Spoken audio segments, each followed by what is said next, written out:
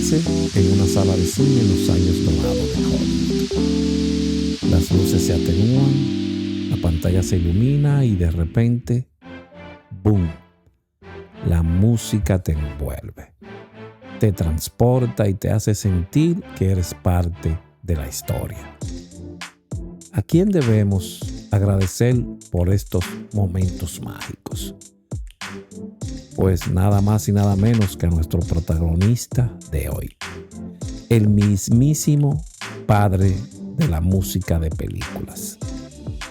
Hoy vamos a desentrañar la vida y obra del hombre que hizo que King Kong fuera aún más aterrador y que Scarlett O'Hara orara con más pasión en lo que el viento se llevó. Desde sus humildes comienzos en Viena hasta convertirse en el rey de las bandas sonoras en Hollywood. Así que, si eres un amante del cine, un fanático de la música o simplemente alguien que disfruta de una buena historia, este episodio es para ti. Agarra tus palomitas, relájate y acompáñame en este viaje sonoro a través de la vida de un verdadero genio. Soy Aldrin Santiago y esto es Maestros del Celuloide. En este episodio de hoy hablaremos de Max Steiner.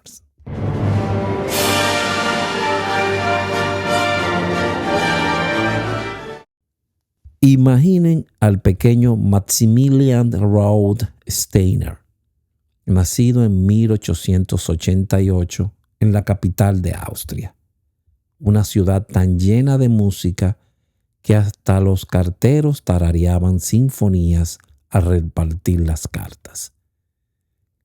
Viena era un lugar donde la ópera era el pan de cada día y los valses se bailaban hasta en las panaderías. ¡Qué vida, eh! Nuestro joven Max no era un niño común y corriente.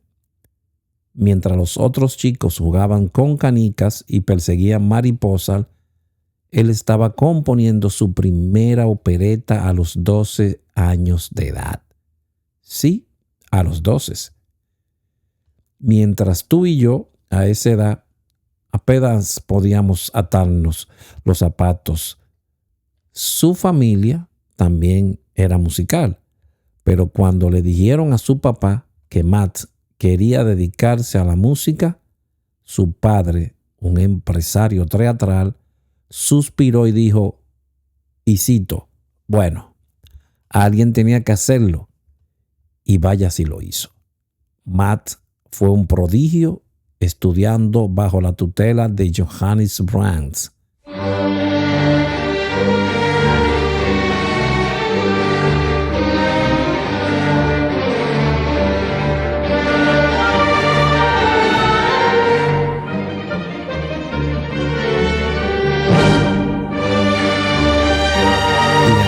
Premios como si fueran cromos de chocolate.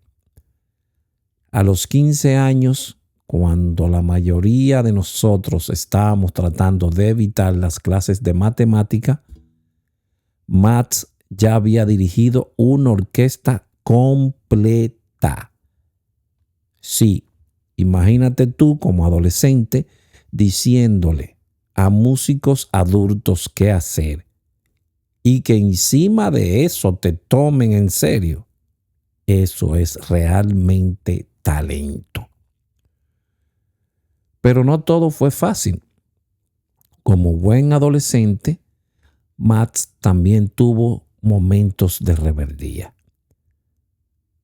En una ocasión se escapó a Londres en busca de nuevas aventuras musicales y, aunque su familia probablemente pensó que estaba loco, resultó ser una de las mejores decisiones de su vida. En Londres, Max perfeccionó su arte y se preparó para conquistar el mundo. Su padre alentó el talento musical de Steiner y le permitió dirigir una opereta estadounidense a la edad de 12 años. La Bella de New York, lo que le permitió a Steiner obtener el reconocimiento temprano del autor de la opereta, Gustav Kircher. La madre de Steiner, Marie, era bailarina en producciones teatrales realizadas por su abuelo cuando ella era joven, pero luego se involucró en el negocio de los restaurantes. Su padrino fue el compositor Richard Strauss.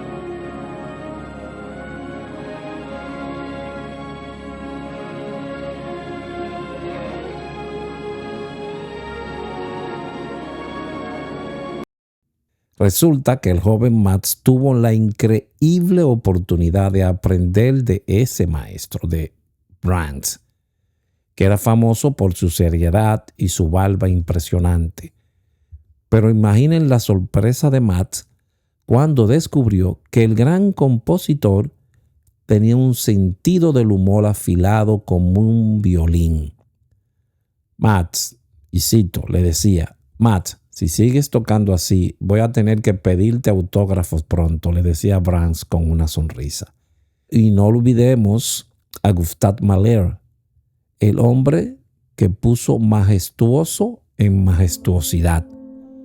Mahler, con su pasión desbordante y sus complejas sinfonías, le mostró a Max que la música no solo se toca, se siente. Max solía contar que la primera vez que escuchó una obra de Mahler sintió como si hubiera sido lanzado en un mar emocional sin chalecos salvavidas. Pero no todo era grandes nombres y figuras imponentes.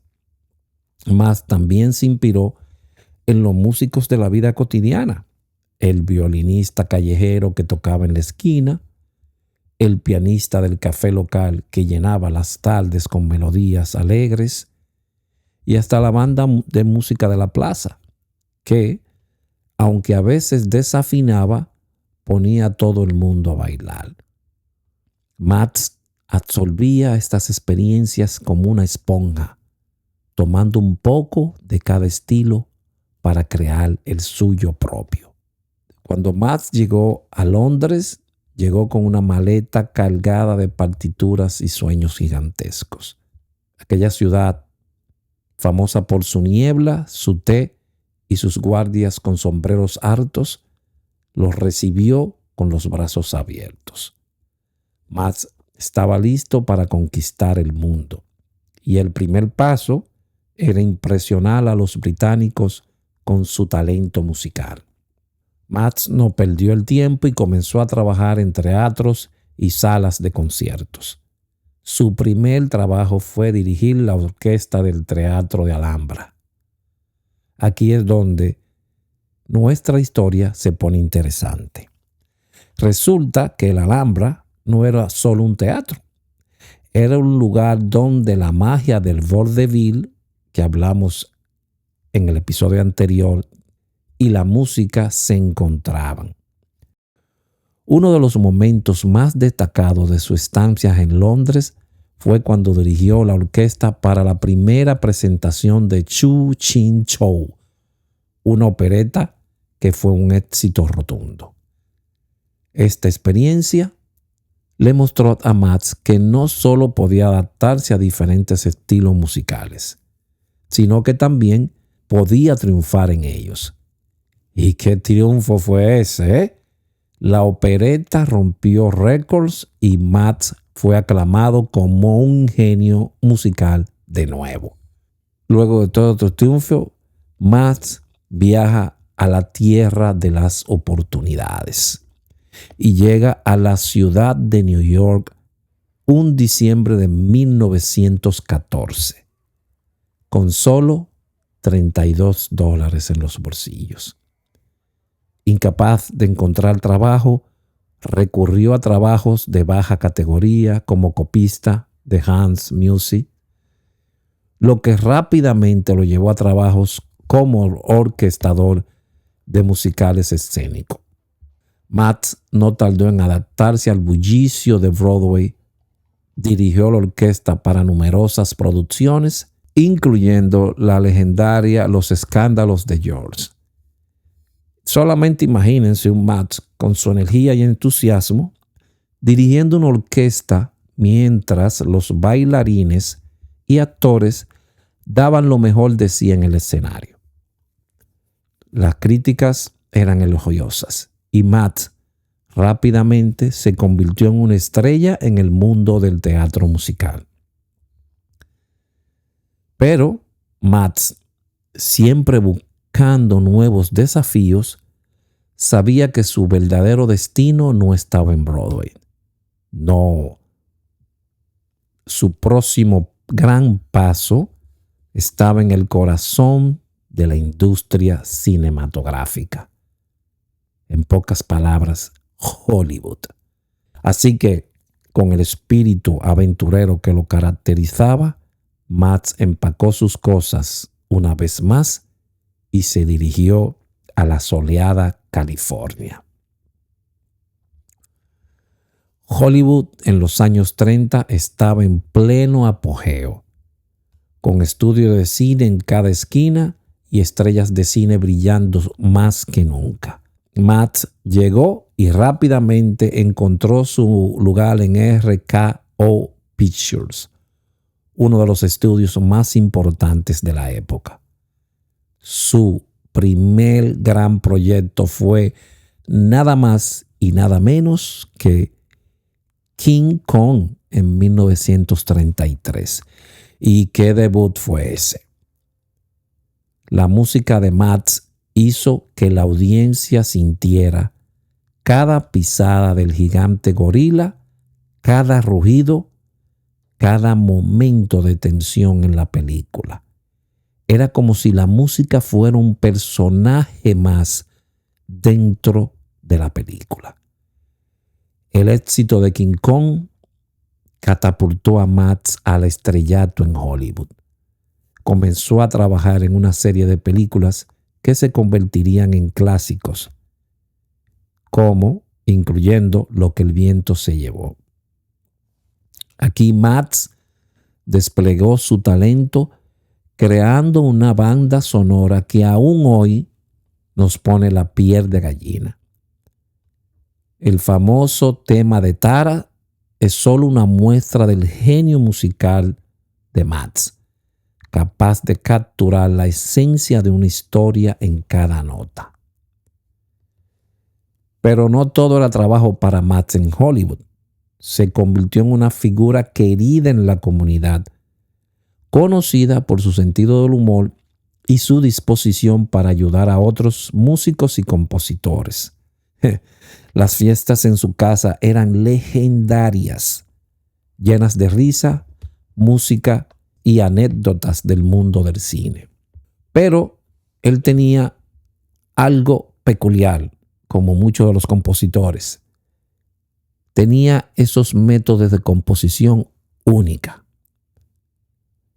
Imagínense a Matt Steiner en su estudio, rodeado de montañas de partituras, tazas de café y, por supuesto, un piano de cola que probablemente habría contado muchas historias si pudiera hablar. Pero no se dejen engañar por la imagen caótica. Matt tenía un sistema. A su manera, claro está. Primero empecemos con su método de sentir la escena. Matt era famoso por meterse tanto en la película que casi parecía que iba a saltar dentro de la pantalla. Imaginemos a Matt viendo una escena dramática. La música tensa sube, el héroe se enfrenta al villano y Matt está ahí en su estudio haciendo gestos dramáticos como si él mismo estuviera luchando.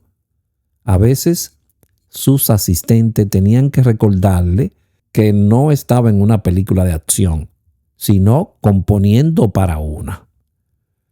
Luego está otra técnica que él usaba mucho, el del boceto rápido.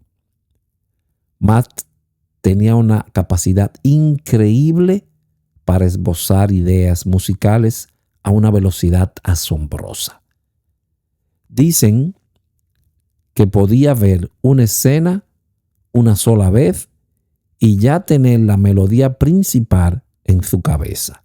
Claro, esto significaba que su estudio estaba lleno de pequeños trozos de papel con notas garabateadas. ¿Dónde puse el tema del romance? Ah, sí, aquí, detrás del café frío del martes pasado. Sería algo así. Una de las anécdotas más divertidas sobre Max es su uso del piano parlante. ¿Cómo así? Max a menudo hablaba con su piano como si fuera su mejor amigo. Y cito, bueno, piano, ¿qué opinas de esta melodía? ¿Demasiado gramática? Sí, tienes razón. Bajemos un poquito el tono. Y si alguien entraba en su estudio y lo veía charlando con el piano, simplemente sonreían y seguían su camino. Después de todo, así es como nacían las mejores melodías. Y no podemos olvidar, claro, su famoso método del insomnio. Max trabajaba mejor en las horas tranquilas de la noche. Mientras el resto del mundo dormía, él estaba componiendo obras maestras. Una vez, un vecino preocupado le preguntó si estaba bien, ya que veía las luces encendidas todas las noches, y Max respondió, y cito, estoy en una batalla épica. Pero no te preocupes, el bien prevalecerá y la música será épica. Finalmente está su truco del almuerzo. Max creía firmemente que la mejor música venía con un buen estómago lleno. Así que cada vez que se atascaba en una pieza complicada, se tomaba un descanso para comer. Pero no cualquier comida. Su favorita era una combinación extraña de sándwich de pepino y té fuerte. Decía, la inspiración necesita combustible. Max también tenía un sentido del humor único. Durante una sesión de grabación particularmente intensa, un músico le preguntó, Max, ¿cómo quieres que toquemos esta parte? Max, con una sonrisa pícara, respondió, tóquenla como si su vida dependiera de ello. Y si no, improvisen como siempre. Todos estallaron en carcajadas, pero también sabían que Max siempre sacaba lo mejor de ellos. Y claro, luego estaban las fiestas.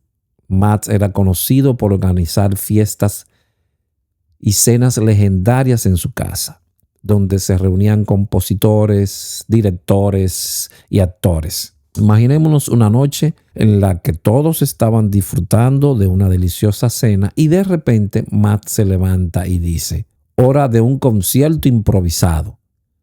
Los invitados tomaban sus instrumentos y la noche se convertía en una jam session inolvidable. Pero como él usaba el leitmotiv. Pero primero, ¿qué es un leitmotiv? Bueno, imagínense que están viendo una película y cada vez que aparece el villano suena una melodía siniestra. Eso es un leitmotiv. Es un tema musical recurrente que representa a un personaje, un lugar o una idea. Max era el maestro del leitmotiv y su uso de esta técnica era tan ingenioso como divertido. Supongamos que él está trabajando en una película con un héroe valiente y una princesa en apuros. Max decide que cada vez que el héroe aparezca en pantalla, sonará una melodía heroica y triunfante. Y cada vez que la princesa esté en peligro, escucharemos una melodía delicada y emotiva. Pero Max no se detiene ahí. ¿Qué pasa si el héroe y la princesa están juntos? Exacto. Max combinaría los dos temas en una hermosa sinfonía que representa su unión. Uno de los ejemplos más divertidos del uso del leitmotiv por parte de Matt es en la película King Kong. Cada vez que Kong aparecía, escuchábamos una música intensa y poderosa que nos hacía sentir su presencia imponente. Y claro, recuerden que esto del leitmotiv, Matt fue uno de los primeros compositores en utilizarlo. Otra de las cosas que utilizaba mucho era una orquestación sostificada. Matt era un maestro en hacer que cada sección de la orquesta brillara.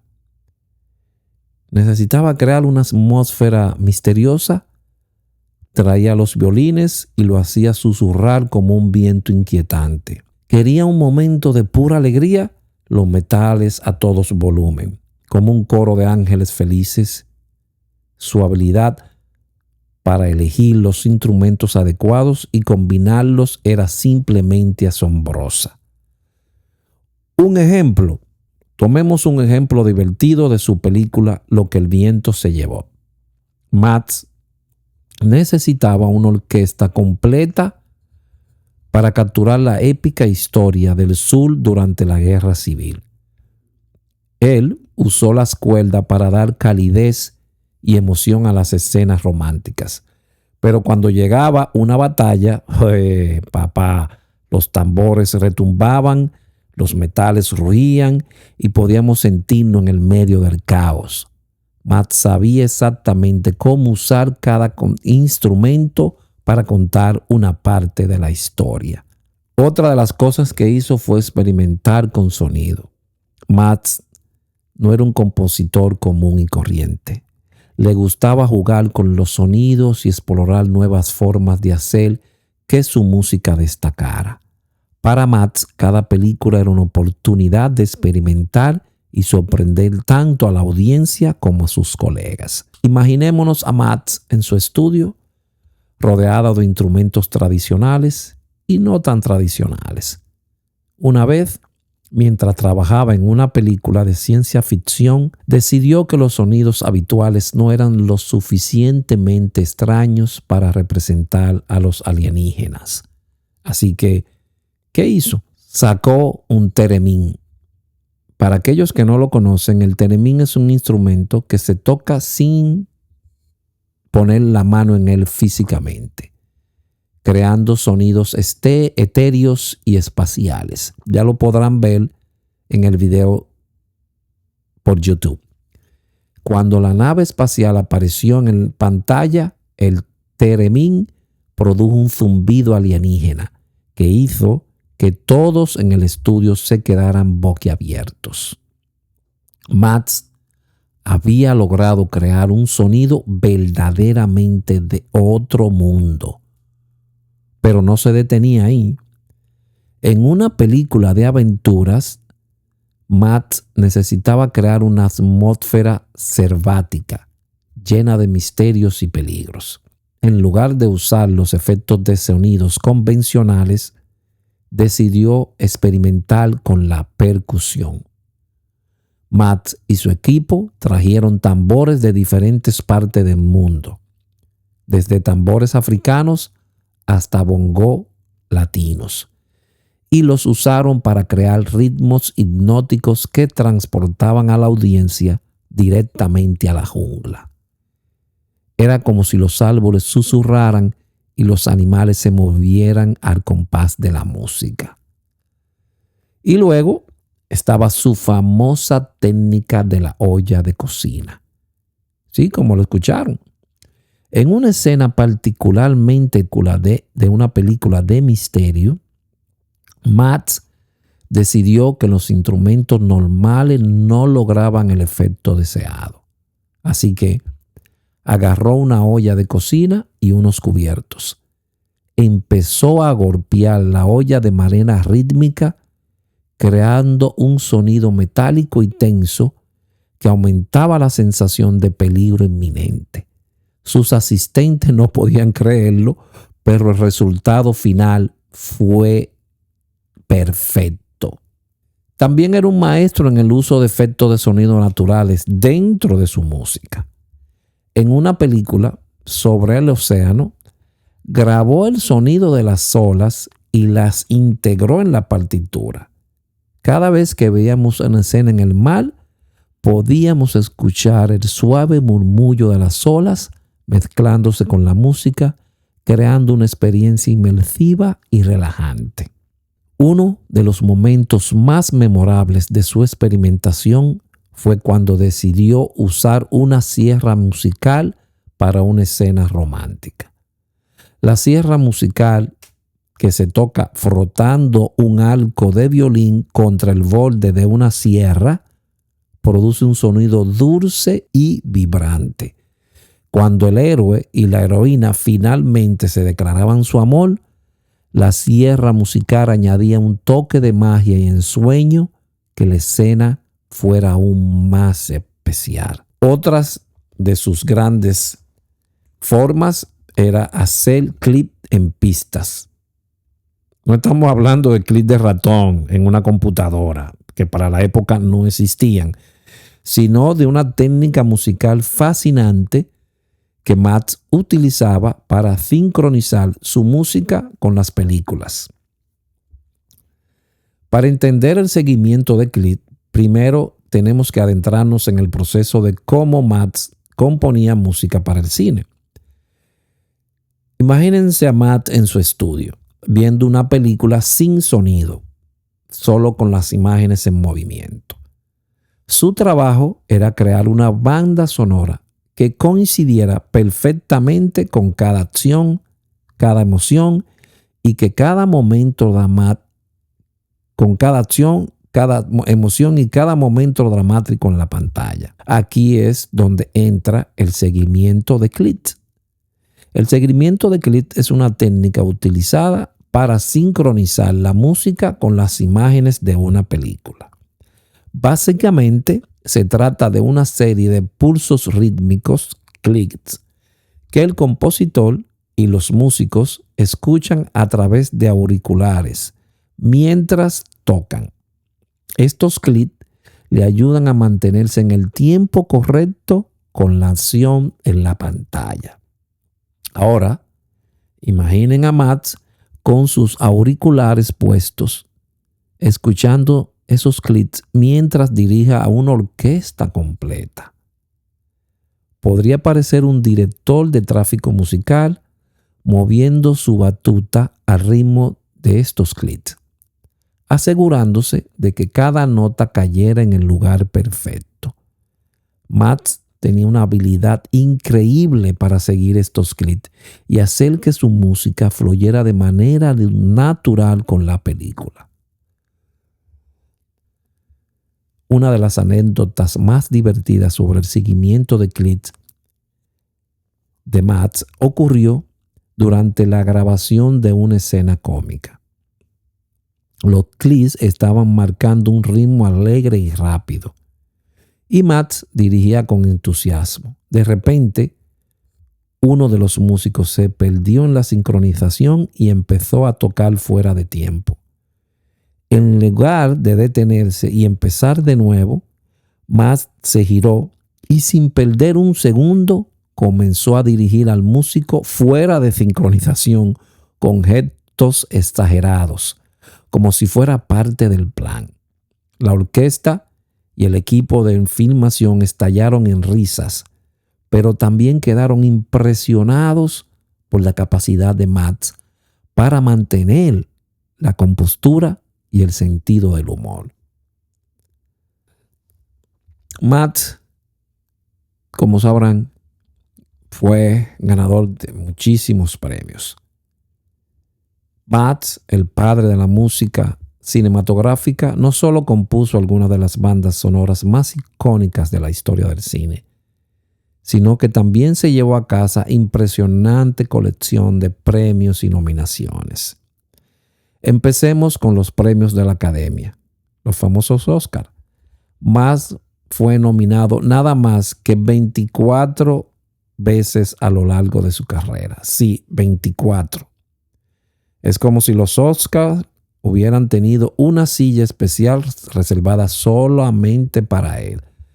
De esas 24 nominaciones, Matt se llevó 4 estatuillas doradas.